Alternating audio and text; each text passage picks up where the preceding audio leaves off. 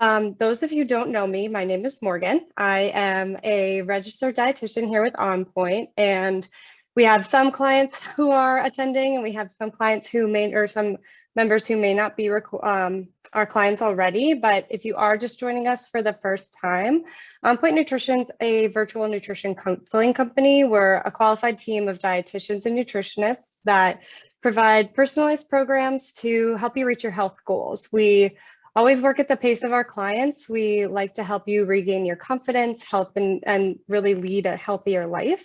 So tonight, what we will be talking about is back to school meal planning. So there's definitely a topic of conversation these days. So it'll be a fun one to get the kids ready, get yourselves ready, getting back into the office and everything. Is anybody planning on going back to offices yet? Or I know we have a couple people who have kids going to school.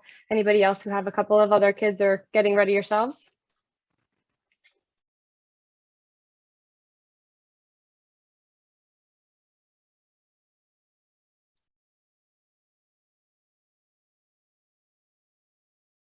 Alrighty. So I'm going to go ahead and share my screen, and we're going to cover 6 steps to back to school meal planning. All right, so I think y'all can see what I'm showing. So it's our back to school meal planning, like I said. And basically, when it comes to back to school meal planning, it seems like the first couple of weeks we're running around and can't keep up with what we're doing, and planning tends to fall away. So today, hopefully this will be really helpful for helping you kind of learn a couple of steps to get into that habit. This year, I feel like going back to school and even back to the offices, if you've done it already or you're planning too soon, is going to feel very different. A lot of unknown, but hopefully exciting. Like Mary had mentioned, it's going to be exciting for the kids to go back, be around with their friends again. So I feel like it'll be a whole new experience, but an exciting one for everybody. But it does feel like we can't catch a break between balancing, between home and school, or between walks, or getting into the office, and then still maintaining our activity, maintaining our or our intakes and our healthy lifestyle. I feel like there's a lot of things to relearn our old routine. So today I'm excited to help you kind of walk through that. So one of the first steps that you want to focus on is really preparing is what I think the best thing to do. You want to make sure that you set some time for your schedule during the weekend to grocery shop, stock up on fresh produce and protein. We're going to dive into the shopping list a little bit later, but it is something that as soon as you get home from the store, get yourself set up for success and either cut your veggies or unpack and pack them into different containers that you're more likely to use. And you'll be 100 times more likely to use what you're buying. You'll go through all of the food that you have, and then it's really satisfying when you have a really stocked fridge, and then come the end of the week, it's nice and empty again. But today, it's just a cool way to know that you're using everything that you are buying. And especially those picky kids, I feel like once you learn a little bit more about today, or just in general, involving them in the process will help them kind of get a little bit more excited about trying the foods. So that's something that I'll definitely be touching on today. So the first step that I have is eating a breakfast. You'll hear from your dietitian or nutritionist, or you'll see oftentimes that eating breakfast is one of the most important meals of the day. And we are very true to that. I think eating breakfast is going to get your body really ready for what's to come, whether it be your activity, whether it be your school and learning for the kids, whether it's your first meeting of the day. Having a well-balanced breakfast first thing in the morning really helps you get you and your body ready for success. When it comes to planning breakfast, what we want to do is we want to choose whole grains, a quality protein source, and healthy fats. The starches or your healthy carbs will give you a good body energy for the day, thinking of your gas tank and the carbs being the gas for the gas tank. We don't necessarily ever go running on empty and trying to kind of use an empty engine. What we want to do is fill that gas tank up before a long trip instead of running on empty. The second step is our protein, which is our engine. So in order for our cars to run and our bodies to run, we want to make sure that it's running constantly through the day and has a good long-lasting battery. Our fats, on the third piece of our breakfast, acts like the brakes. It makes sure that everything is going nice and slow. We're not running through our energy with our gas and protein too quickly, but we're also not hitting a wall and then running back for a second cup of coffee, a third cup of coffee, a mid-afternoon snack. All those little things kind of come. But what we want to do is really set that foundation with breakfast right from the get-go. As we kind of proceed through, I'll show you on our screen. We'll just jump back and forth actually. So as you'll see on here, we've got breakfast that's generally grab and go. We are running out the door for a quick meeting or to get the kids to the bus and really just kind of going right from the start. So we want to make sure breakfast is one of those things that we can have pretty quickly and readily available.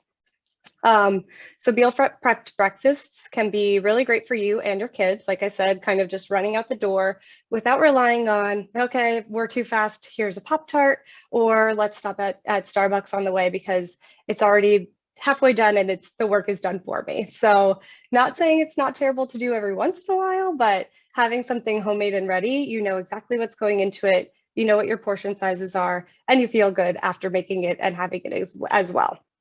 So as you can see on our breakfast list for the week, basically what I did is there's going to be a couple of repeats, but again, make it easy. Don't make it complicated. Think to yourself, what can be made in bulk? What can be made overnight? What can be made in the fridge and kind of just really ready for me to grab and go?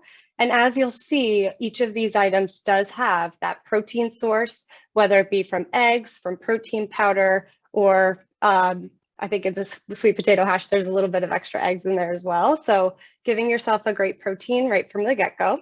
You've got great quality starches between your oatmeal, adding in an English muffin, a whole grain English muffin, or again, using sweet potatoes. And then come the weekend, sometimes we have a little bit more time. So it's nice to think, all right, I don't have to run out the door. Let's make a bigger breakfast and do the sweet potato hash that may take a little bit longer. But then we also have days where if it's a little bit quicker or we make a special day, doing French toast is always an exciting way to kind of hone in on the weekend and have a good ending for it. But again, one like balanced rule, or when we think about our breakfast, we think balanced, we think protein, starch, and either a fruit or a vegetable if possible. Next, we're going to move on to our lunches. So we want to spice up our lunch.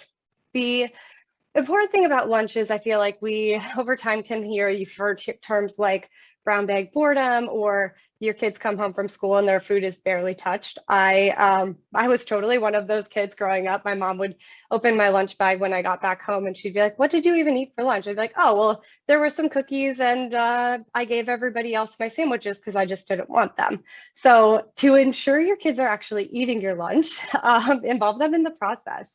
Grocery shopping with your kids, having them pick a fruit or veggie to try is a new way to kind of get them excited for something different.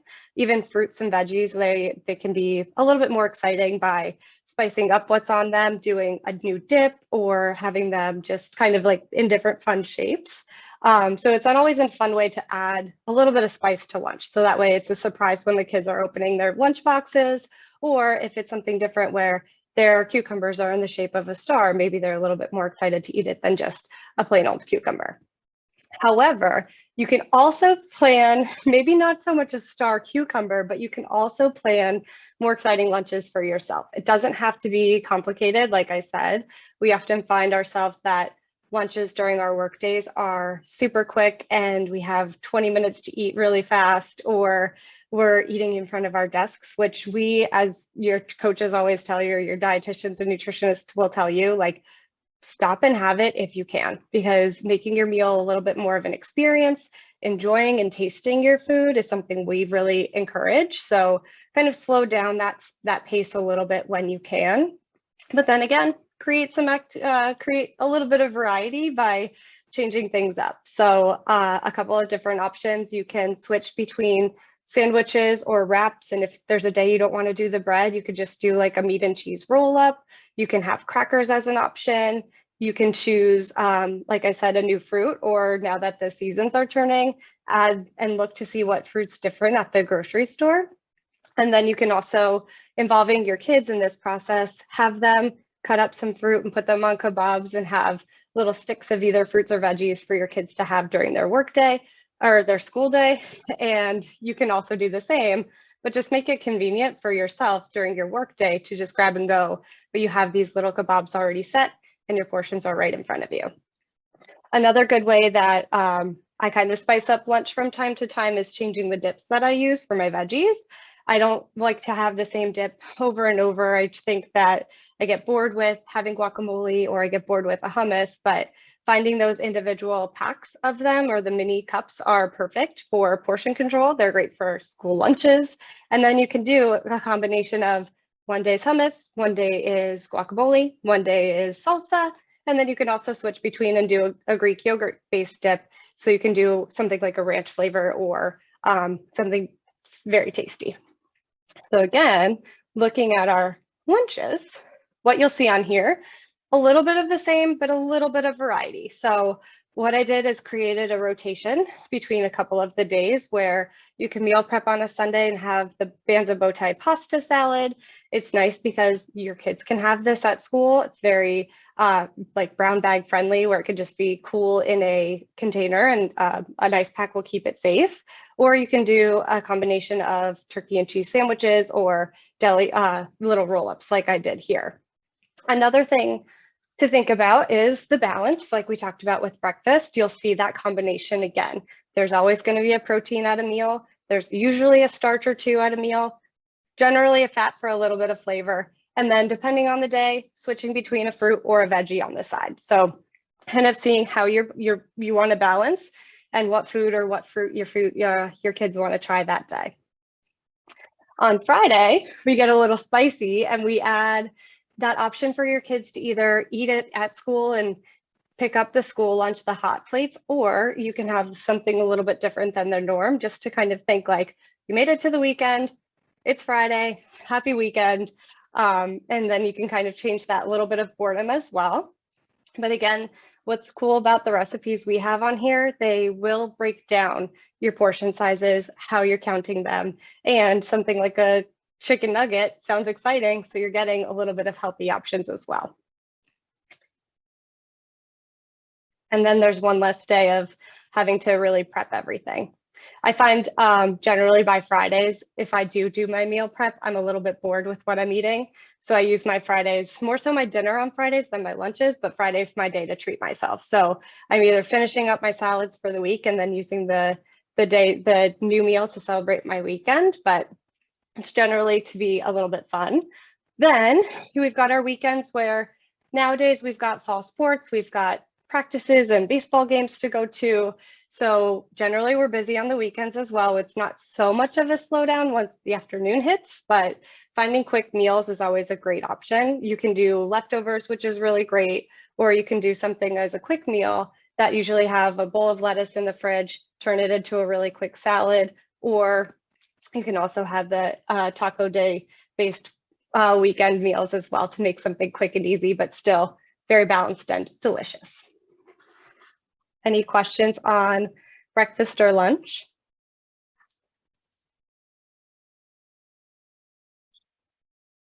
All righty, moving on to dinner. So dinner planning is super key. I think it's probably the theme of my webinar today, but planning is key. So since everyone's getting home from work and school around the same time, a lot of the time everybody's hungry pretty quickly. So we want to make sure we're going into dinner with a plan instead of looking down at our watches an hour after we're home thinking, all right, it's 6 o'clock. Now what am I going to make for dinner, and eating at 8 or 7 or 8. So kind of going into dinner with a little bit more of a plan, look out for the week ahead. Know, are we running to a piano practice? Are we running with some friends after work? Do I want to get a workout in? What does my schedule really look like? And what does the family schedule look like? So then that way you'll know, do I have more or less time to prep, or do I have to just heat and eat and run out the door between practice to practice? So here we are looking at dinner. Looking into this same theme, we've got a protein, a fat, and a veggie, more so than our fruits come dinner time. But thinking about meals for dinner, it doesn't have to be as complicated or super fancy. keep it as easy as we need to. Something like stuffed peppers are a really great option because you're making a lot in one meal. So taking your Saturday or Sunday, whipping up a batch of something that has a couple of different servings, you can freeze it, you can use it quickly. It's one of those meals that's really has all encompassing, but good because if you like it and the kids don't, you can make it a little different by giving them just the insides of the stuffed pepper, but having that variety with your dinners is also really helpful. And you'll see here from lunch, we have some leftovers that we're using from dinner on the weekend. So that salad from the taco veggie bowl kind of comes back around, or your veggie salmon burgers can come back into play as well. So using really leftovers to your advantage, so that way you don't have to sit down and really meal prep and cook every single night. Because I think it's very hard to do, and over time it does get a little bit tiring. So finding ways of making it easier for yourself is definitely helpful. Another really good option, and I think that we don't think about it too often, but it's becoming more friendly and more budget friendly as well, is meal delivery kits. I've been talking with a couple of different clients about these now, and it's just a nice way to not have to think about what recipes to make. So sometimes the meal delivery kits like HelloFresh or Green Chef or Purple Carrot is one that our clients get a discount for trying for the first time, which is really neat. But the meals there, they take away the thought of what am I going to make for dinner instead. It gives you an option to try something new. It also gives you a way to kind of prepare foods together as a family. So it's nice because everything comes in a bag. You don't have to do any thought about what ingredients do I need to buy? How am I going to find farro in the grocery store? It kind of gives you everything new that you want to try in that bag and in that kit. And you have a lot of options with it. You can choose if it's more kid friendly, you can choose if they are more vegetarian friendly, or if you want to do something different, you totally can. The options are really endless when it comes to the meal delivery kits. And we even are like some of the dietitians and I have tried a couple of them. And I think when I know that I don't have the time on the weekend to go grocery shopping, I'll do an order of HelloFresh, and then by Sunday morning, the box is at my door and I know I'm having 4 meals already planned ready for me. So it's a really cool way to kind of incorporate that. But the other options too, planning out your meals and using leftovers to your advantage is also helpful. And then we plan. So as you can see, our list is getting a little bit longer each time, but my favorite is the snacks. You never really want to forget about snacks. It can be helpful for both you and your children. Helpful for you because it helps you just stay focused in between calls or in between clients. It helps your body stay focused as well, instead of, again, like feeling that hit the wall feeling and really being exhausted at 2 p.m. and knowing dinner's not till 6, or being hungry going into dinner. It can be kind of a slippery slope because it's just a matter of how many snacks am I going to have. So being about planning your snacks is going to really help sustain that energy through the afternoon. It will also, we encourage our clients to have well-planned, thoughtful, and mindful snacks kind of going into your day. And really, we build them into your program to help balance energy levels, maintain that hunger, and really keep you trying different foods or different combinations. So it's a very neat way to incorporate, but also help you meet your long-term goals in the long run. During the school day, I think snacks are important for our kids because just helping them kind of that same feeling, instead of sitting and listening or not really being super excited about school, they hit that wall as well. So snacks will help them kind of keep that energy long lasting. A couple of clients and I, since their kids have gone back to school, their teachers are now becoming a little bit more focused on healthy eating, and their snack rules have changed, which I think is very interesting. When I was young and in school, I feel as though it was like, bring whatever snack you want. There's no real rules. Maybe no nuts for an allergy reason, but aside from that, you can have any snack you want. Whereas my one client and I had to prepare different options for her children who were a little picky, that she says they like specific types of fruit, but their teacher doesn't want them having fruit cups. So how can we make an adjustment to what way can we make this fruit fun for my child to still eat, but also be kind of in line with the rules of the school. So finding different combinations, like I said of new fruits to try, or having them just try them in different forms is a good way to incorporate that. So then when we look at our snack list, this one's going to be a little bit more elaborate because we've got snacks throughout the day. So we're not only having one snack each day, there could be two, there could be three. It really depends on how you're hitting your goals. It depends on how hungry you are or how much time that you may have. So you will see on here some snacks that'll be more so in the afternoon or more so in the morning, depending on too if you're active as well. So when you're looking at our snacks, the combinations that you'll see similar to your fruit, to your major meals, but what you'll do is it's a teeny bit smaller. So what you want to do during your snacks is ideally focusing on either a fruit or a vegetable, because likely one of those won't be at each meal. So finding a way to kind of balance your intake of having those throughout the day. And then the second goal that I have is always pairing them with a friend. So pair it with a fat or a protein source, because think back to that starch where it's a little bit of gas in the gas tank. Our fruits and veggies kind of act the same way. We want to have a protein or a fat to slow down digestion, keep us full, make us feel satisfied. And then you really want to choose that friend pairing to see more of a satisfaction instead of going back for more and more, which is, again, a trick that can be a slippery slope. Another good trick about snacking is choosing one portion options to then prevent the mindless snacking. It's easy to think back to yourself when you're just starting a program like this, but you'll also notice that, oh, it's easy to have a handful of nuts every time I walk through the kitchen. But if you have 100-calorie packs of nuts, how many times are you going to open those again? Whereas a little bit more mindful of your portion sizes. So knowing how many you're having instead of going back to the kitchen over and over.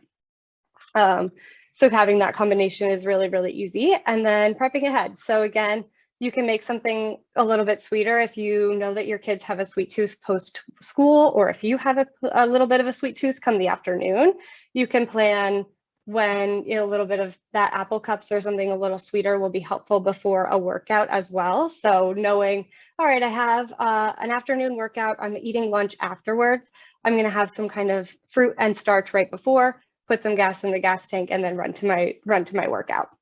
So having something there is already ready and you don't have to do any prepping, but it has that combination. So you'll see throughout the snacks on the list here, there's an apple and peanut butter, grapes and cheese. They always have some kind of pairing. And then after we get through our snacks, that's when we start to make our grocery shopping list. So once you have your week really laid out, you know what recipes you're going to make, you create a grocery list that matches your recipes and your meals.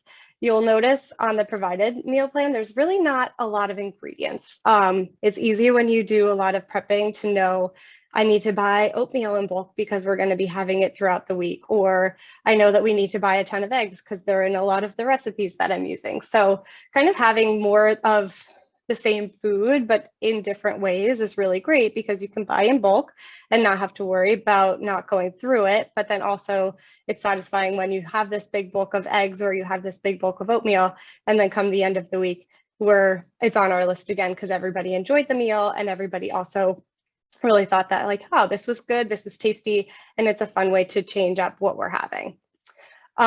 Once you start your grocery list, you basically want to go through and look at the different options of the meals. So when you have your list, we think, what are my protein foods? Where are my starches? What are my fruits and veggies? And then dairy, fats, and condiments. So as you can see, it's a list that's a lot of fruits and vegetables because that's something that we really focus on. Fruits and veggies give us a high volume of food without feeling depleted. We have a lot of antioxidants and health benefits to choosing more fruits and veggies. So you get to see a couple more here, but we always think that a grocery store is a perimeter. So we want to shop that perimeter, which is usually how our food groups are laid out. And then we've got a healthy serving of protein, a good amount of starches for the week, and we really plan it out.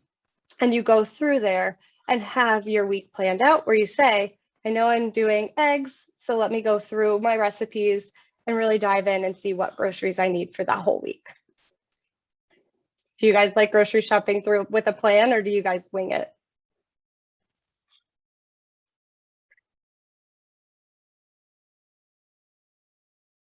Yay, planners.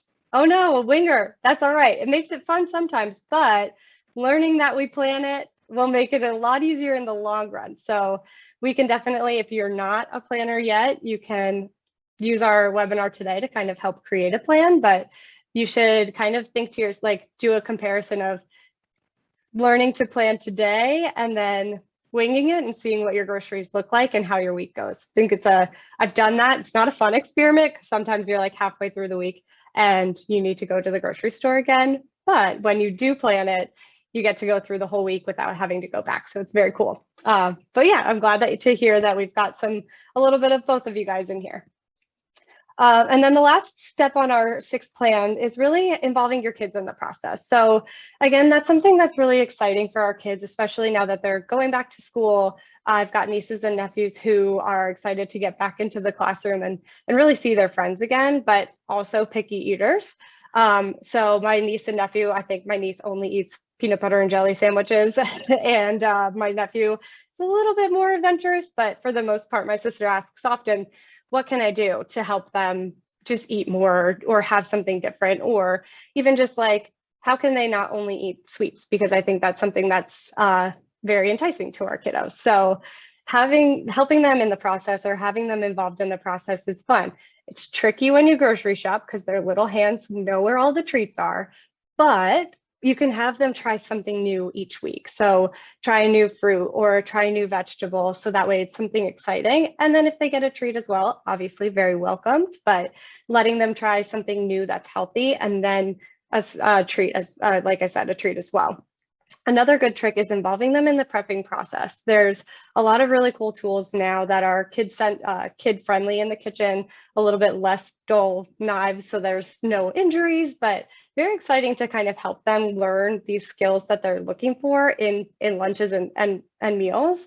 Because then they can stir, they can learn how to cook. And I have another client as well who's using the HelloFresh, but using that, she has recipes to follow. She's excited about cooking, and learning these new habits is a very cool way to kind of help your kids get to have a little bit more interest in the foods.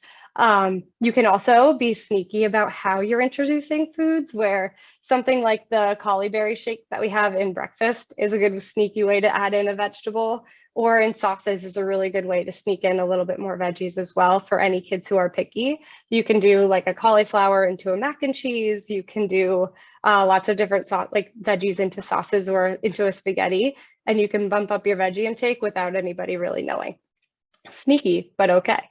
And then really talking to your kids, talking to them about how did they like this new food, or what did they like about cooking? So when they go through it again, they get a little bit more excited and say, okay, I know I tried this cool new fruit and I want to bring it to school because what's a dragon fruit, or what's this star fruit that's in the grocery store? So really using a lot of the prepping with your kids and having them going into the grocery store, maybe even having them write the list out for you if you don't want to do it. And then that's like a homework assignment, but also fun. So it's a cool way to get them involved and really help them in their 6 steps. So kind of as a recap, when you're looking at your meal plan as a whole, we want to really include the protein at all of our main meals to give us that long-lasting energy, help us feel very full and feel very satisfied.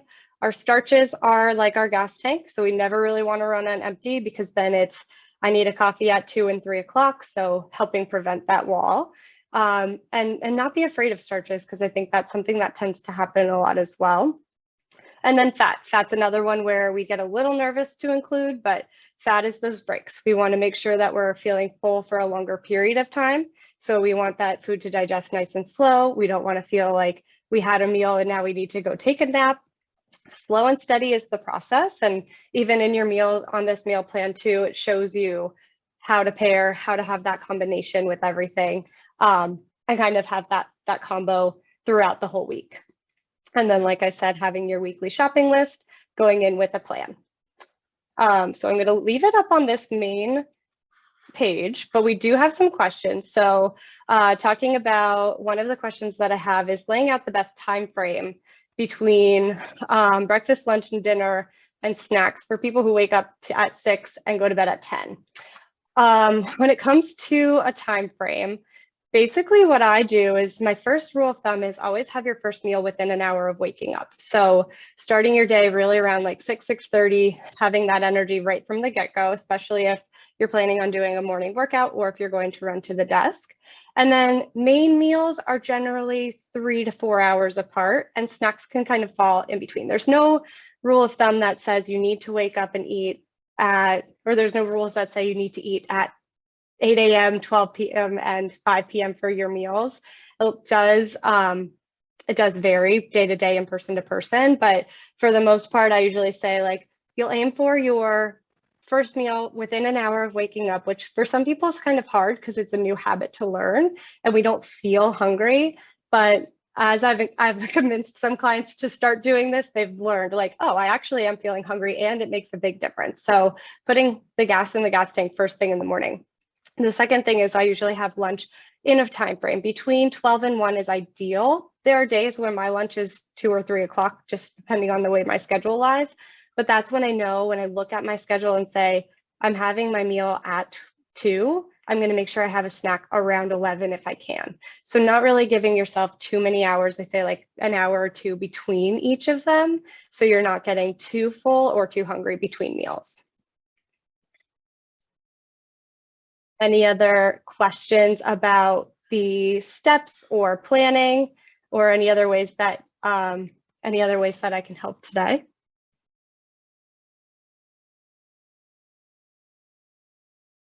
Yes, you guys will be getting copies of everything. It'll be coming to your inbox actually tomorrow. So a copy of the information on the recording, as well as a handout for you guys for coming today.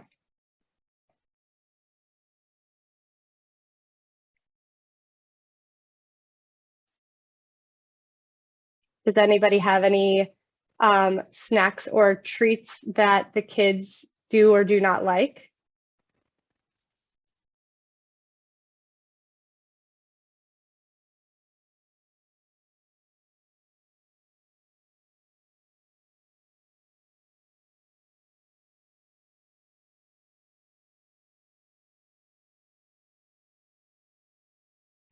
For Lunchables, make our own. A great option to do, and you'll see a little, technically a little Lunchable option is make your own Lunchable. They're a little weird, I think, like Lunchables themselves, but to make one at home, you can make sure you're buying a better quality protein.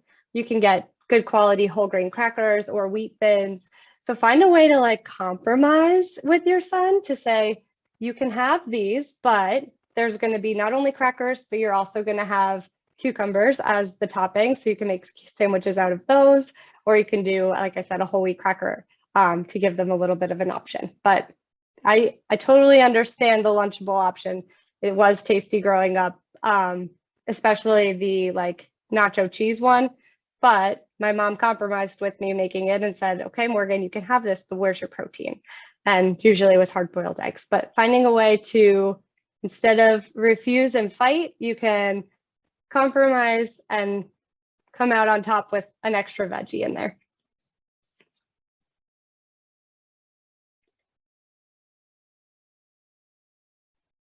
Has anybody tried putting vegetables in their smoothies for their kids?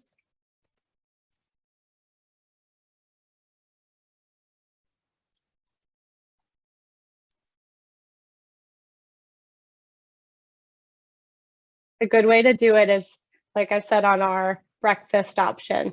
The cauli berry shake is a riced cauliflower mixed right into the smoothie.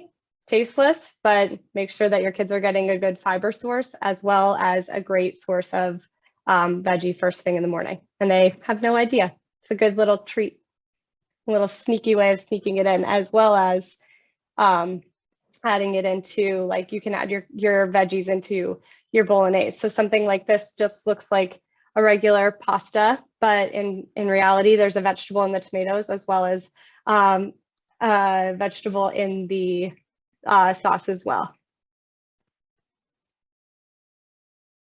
I don't have kids. This is a great question, but I don't know the answer. Is there any research on veggies and dogs, meaning the animal, not children? So I don't know, but we can definitely look into it. And meaning, is it like a benefit? You mean like a benefit for dogs?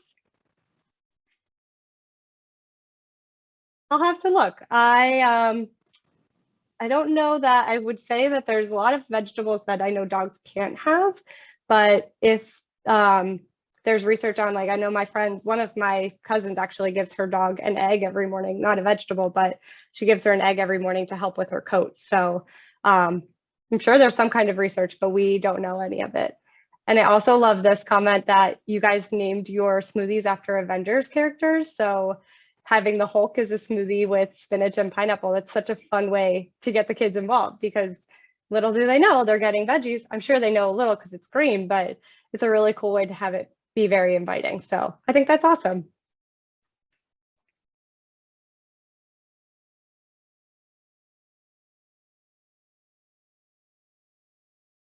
All right. Well, thank you guys for coming today. I hope that you learned something new and a little bit more about OnPoint if you don't already work with us. Like I said, you will be receiving an email with a little bit more information. So it will have basically a blank copy of what I have posted for you guys, as well as a filled out one. So you'll have the copy of the webinar on our website tomorrow, but if you have any questions, feel free to reach out to OnPoint, reach out to myself or to your dietitian or nutritionist, and we are always more than happy to help you guys. And I hope you guys and your children have a happy school year.